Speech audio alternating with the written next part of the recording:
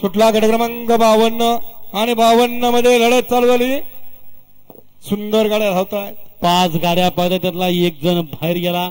इकडे अलीकडं चौघांच्यात लढत चालू आहे. कोण होतोय सेमीला पात्र. अतिशय सुंदर अशी लढत चालू आहे. शेवटच्या क्षणापर्यंत ड्रायव्हरचा हात चलाकपणा कामी आला का नाही आला. गड क्रमांक 52 निघाला. तास क्रमांक 3 वरून हल्ली गाडी. माईभूमी छोटी गाडा मालकीन फौजी ग्रुप वाकेश्वर अवतार पवार छत्रपती संभाजीनगर. रणवीर या गाडीचा 1 नंबरला विजयी बैलगाडी मालकाचं त्यावरती बसणाऱ्या चालकाचं हार्दिक हार्दिक आणि हार्दिक अभिनंदन.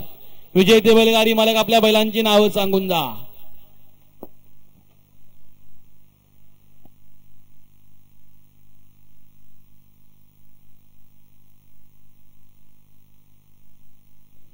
घ्या गाडी क्रमांक 53 लावून घेता. एकला जय भवानी प्रसन्न सरपंच अन्नाचे गाडगे.